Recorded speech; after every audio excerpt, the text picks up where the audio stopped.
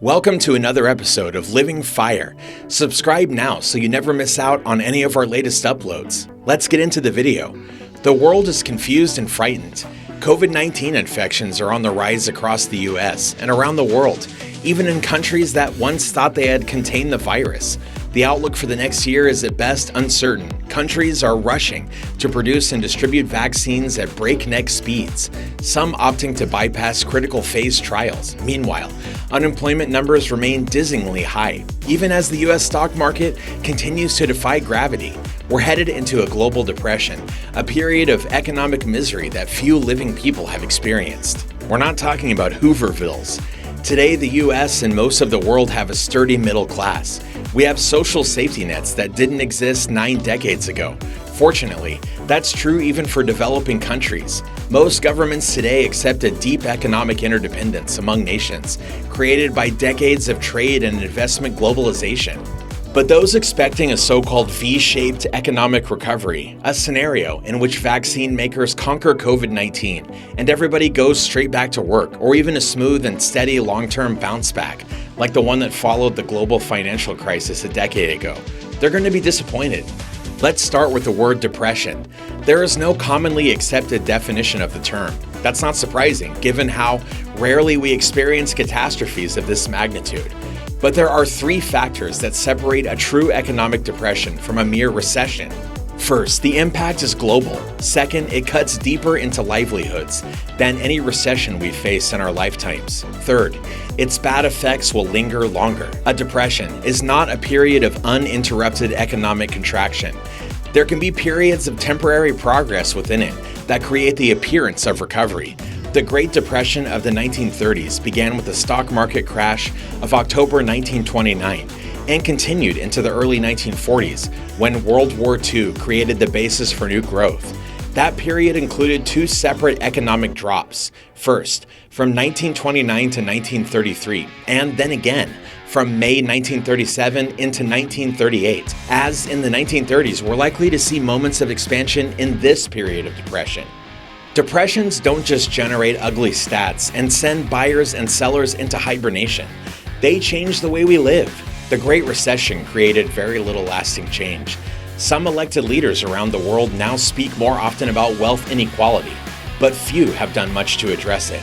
Large segments of society, particularly people who weren't already on the verge of retirement, were able to hunker down and later return to the same approach to saving and investing they practiced before the crisis. They were rewarded with a period of solid, long-lasting recovery. That's very different from the current crisis. COVID-19 fears will bring lasting changes to public attitudes toward all activities that involve crowds of people and how we work on a daily basis. It will also permanently change America's competitive position in the world and raise profound uncertainty about US-China relations going forward.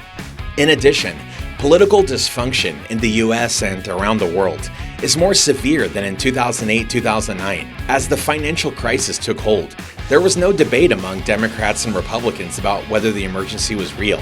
In 2020, there is little consensus on what to do and how to do it. Return to our definition of an economic depression. First, the current slowdown is without doubt global. Most post-war US recessions have limited their worst effects to the domestic economy, but most were the result of domestic inflation or a tightening of national credit markets. Well, that's not the case with COVID-19 and the current global slowdown. This is a synchronized crisis. And just as the relentless rise of China over the past 4 decades has lifted many boats in richer and poorer countries alike, slowdowns in China, the US, and Europe will have global impact on our globalized world. This coronavirus has ravaged every major economy in the world. Its impact is felt everywhere. Social safety nets are now being tested as never before. Some will break. Healthcare systems, particularly in poorer countries, are already buckling under the strain. As they struggle to cope with the human toll of this slowdown, governments will default on debt. For all these reasons, middle income and developing countries are especially vulnerable. But the debt burdens and likelihood of defaults will pressure the entire global financial system. The second defining characteristic of a depression, the economic impact of COVID-19, will cut deeper than any recession in living memory. The monetary policy report submitted to Congress in June by the Federal Reserve noted that the severity, scope, and speed of the ensuing downturn in economic activity have been significantly worse than any recession since World War II. Payroll employment fell an unprecedented 22 million in March and April before adding back 7.5 million jobs in May and June. The unemployment rate jumped to 14.7% in April, the highest level since the Great Depression, before recovering to 11.1% in June. Now for the bad news. First, that data reflects conditions from mid-June before the most recent spike in COVID-19 cases across the American South and West that has caused at least a temporary stall in the recovery. Signs of corporate economic distress are mounting, and second and third waves of coronavirus infections could throw many more people out of work. In short, there will be no sustainable recovery until the virus is fully contained. That probably means a vaccine. And even when there is a vaccine, it won't flip a switch, bringing the world back to normal. Some will have the vaccine before others do. Some who are offered it won't take it. Recovery will come by fits and starts. But leaving aside the unique problem of measuring the unemployment rate during a once-in-a-century pandemic, there is a more important warning sign here. The Bureau of Labor Statistics report also noted that the share of job losses classified as temporary fell from 88.6% in April and May to 78.6% in June. So in other words, a larger percentage of the workers stuck in that, still historically high, unemployment rate won't have jobs to return to. That trend is likely to last because COVID-19 will force many more businesses to close their doors for good, and governments won't keep writing bailout checks indefinitely. It's these factors that lead us toward the third definition of a depression, a slowdown that will last longer than recessions of the past 80 years. The Congressional Budget Office has warned that the unemployment rate will remain stubbornly high for the next decade, and economic output will remain depressed for years unless changes are made to the way government taxes and spends. Those sorts of changes, will depend on broad recognition that emergency measures won't be nearly enough to restore the U.S. economy to health. What's true in the U.S. will be true everywhere else.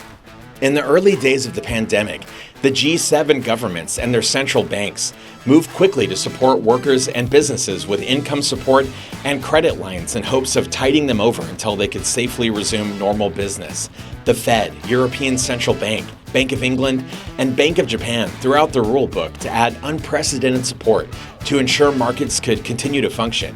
This liquidity support, along with optimism about a vaccine, has boosted financial markets and may well continue to elevate stocks. But this financial bridge isn't big enough to span the gap from past to future economic vitality because COVID-19 has created a crisis for the real economy. Both supply and demand have sustained sudden and deep damage, and it will become progressively harder politically to impose second and third lockdowns.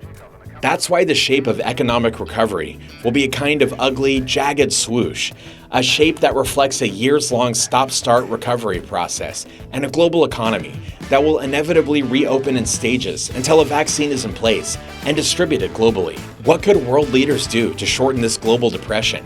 They could resist the urge to tell their people that brighter days are just around the corner. People need leaders to take responsibility for tough decisions. From a practical standpoint, governments could do more to coordinate virus containment plans, but they could also prepare for the need to help the poorest and hardest hit countries avoid the worst of the virus and the economic contraction by investing the sums needed to keep these countries on their feet.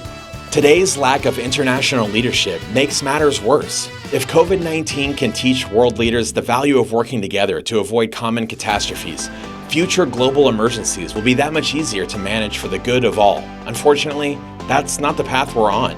And with that, we've reached the end of this video, all about 1930s and 2020s, what the difference is, and are we looking at another depression?